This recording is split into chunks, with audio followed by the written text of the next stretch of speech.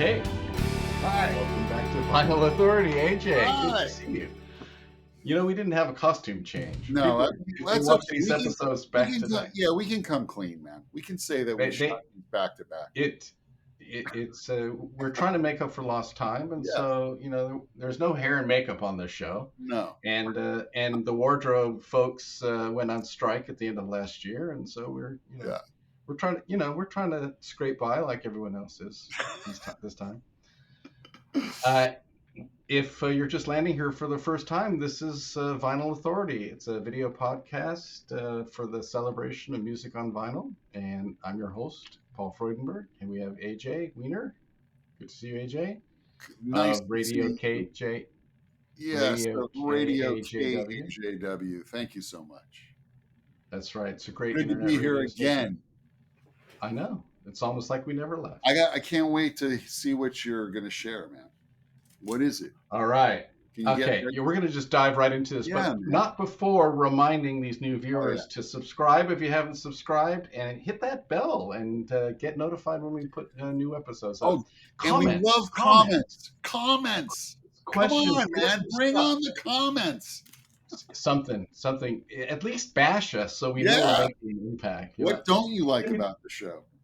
Exactly. Say it's the outfits. I don't care. Whatever. All right.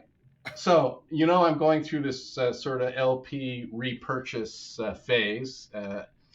Remind the viewers that, I was one of those who basically gave away my turntable and my vinyl collection in 1996 because I thought it was gone. I thought it was a thing of the past, a dinosaur. And then I found myself in 2019 buying it all back. And I'm still buying the records. As you can see, I'm one of the hoarders that decided to keep all my records. And I went from being a hoarder to being cool again. That's right. It's like you never left. It's maybe you've seen that comic, where it says, the record format is 1950 and then it goes 1968 track tape and then goes through to CD and then goes back to 2020. It's back to vinyl, right? So you'll recognize this. Of course, this is a repressing of The Who's Quadrophenia, which, I mean, listen, Pete Townsend has done a lot of outstanding music projects, and yes, you are wearing the right shirt for the occasion, but there's something special to me about Quadrophenia, and I don't know if it's the conflict between the mods and the rockers. I don't know if it's all the chrome on the scooters. I don't know if it's the fact that Sting is acting in it, but it's a touching story. It's gritty. It's British. It's sassy. And the music just absolutely lives. And here are rock and roll guys who are just making you can't even call it's a rock opera, but it's different. This is different than Tommy. This is vastly different than Tommy. And come on, Real Me, 515, Love Rain or Me, give me a flippin' break. The songs, the story, just amazing. Great package, great print. That's the reissue. This is the reissue.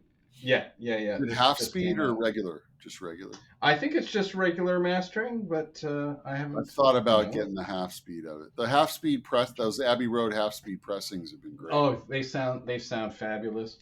So really great liner. Cool. It's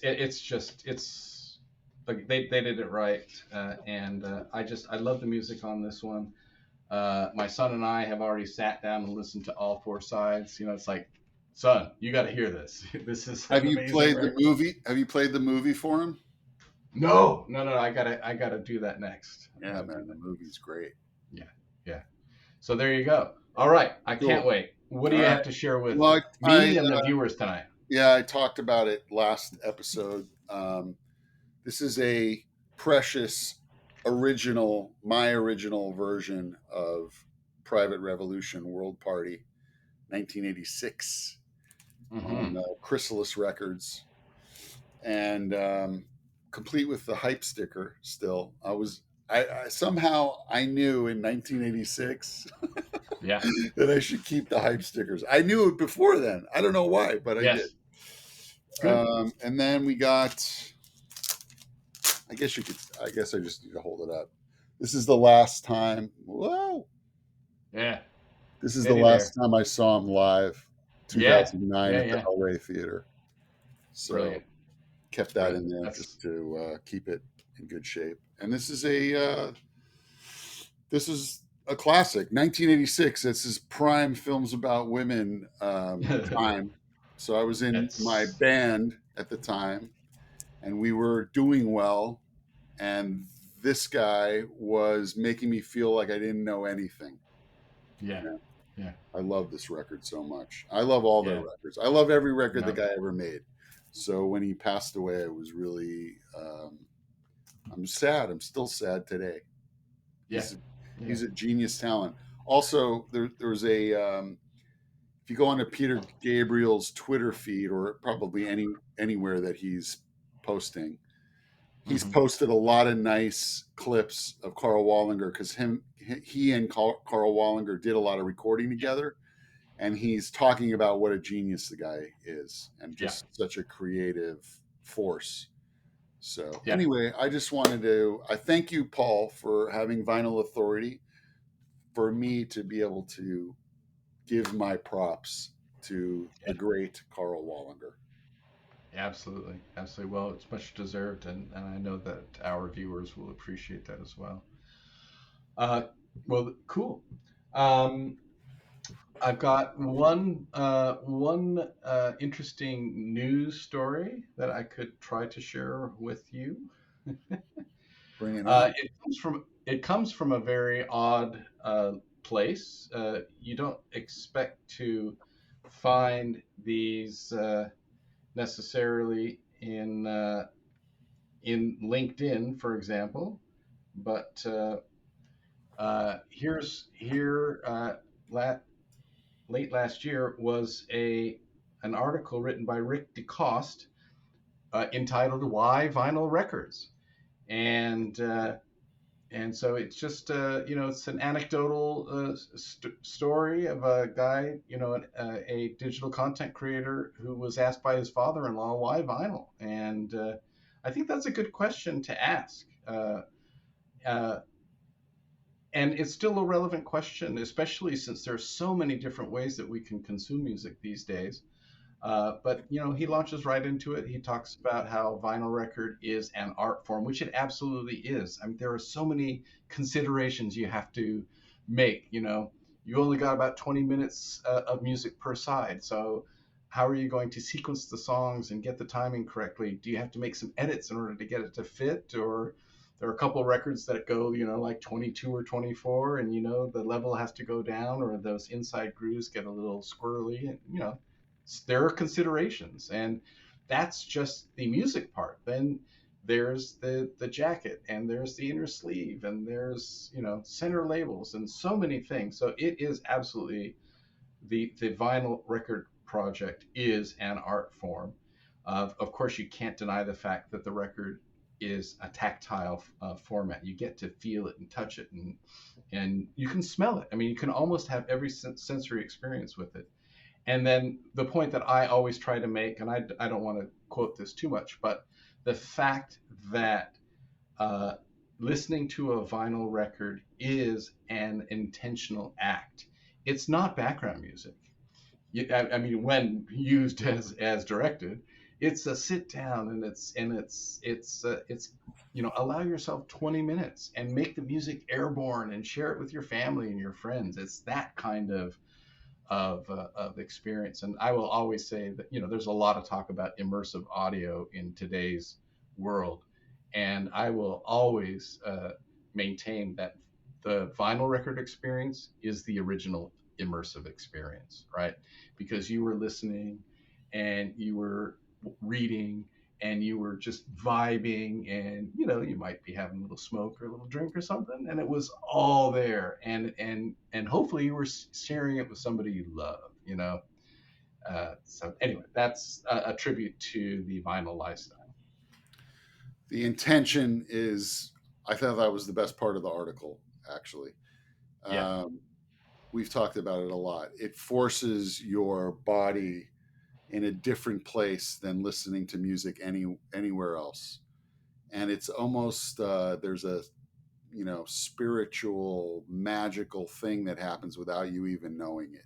You know, Yep. dropping the needle on the grooves is there's just something about it that It's a celebration every time you put that thing on. it is. Every time. Yeah. And with the right record, it's a freaking time machine. Oh, there's no doubt, man. I am traveling through time. You mentioned 1986 just a little bit earlier, and that was a very influential year in music because drum machines were coming in and synthesizer were always were already a regular staple of an out pop or rock album production. Digital reverb ruined hundreds of records. Digital reverb, I mean, there were a lot of things, but the producers and the engineers and the musicians, they were all trying this new technology, and they were trying to make it a new sound and a different sound. They're using all this stuff, so it was an era of excess. The recording studios had gone to 48 tracks now, so every project had slave tracks, and you've got background vocals for days and It's comps and great. all It's that great when you find a great sounding 80s record that's not affected by all of that, where the guys somehow, even though they were just as sharp and had all the tools at their fingertips, there was something about it that stuff. kept them from slopping up their tracks, because there's Yeah, plenty yeah, of great sounding 80s records that don't have all that or the proper mix, right? The proper yes, balance. yes, Hugh Padgham is one of those guys that I immediately think of when I think of the best sounding 80s records that are still seeped in 80s technology, I think yes, that he yeah, was a great he used both mediums, I don't know if you would call it vintage. I guess vintage and mixing the new, and it never sound. I mean, to me, the Police records don't sound dated at all. The two that he made, Synchronicity and Ghost in the yeah, Machine, and the Phil Collins records are great, still sounding. yeah, I yeah. don't think they sound like '80s records. I think they're pretty timeless records. I think. Absolutely, absolutely. Anyway, Well, you might recall that in the mid '80s, I was working at a recording studio, and it was a real privilege. One of the records that came out during that time that we were in the studios was Lionel Richie's "Dancing on the Ceiling," and that was one of those records. It's produced by Lionel and James Carmichael and Cal, the late great Cal Perkins. Um, Many of those songs are actually 96 tracks, but it doesn't sound like it because they were very, very selective in what they used. And they tied up two studios during the mix of this thing, and it too has that characteristic of not really, it doesn't really tell you the era. It's just really great arranging, real great recording, super I would say not sparse mixing, but very selective, and you hear exactly what the producer wants you to hear on that record. those Great. guys, those guys were pretty much trying to do Quincy Jones. That's what they Yes. were trying to Well, do. yeah. Because I think he was as classy with technology as well. I would say. Oh, no, no doubt. And James Carmichael, brilliant arranger, brilliant producer.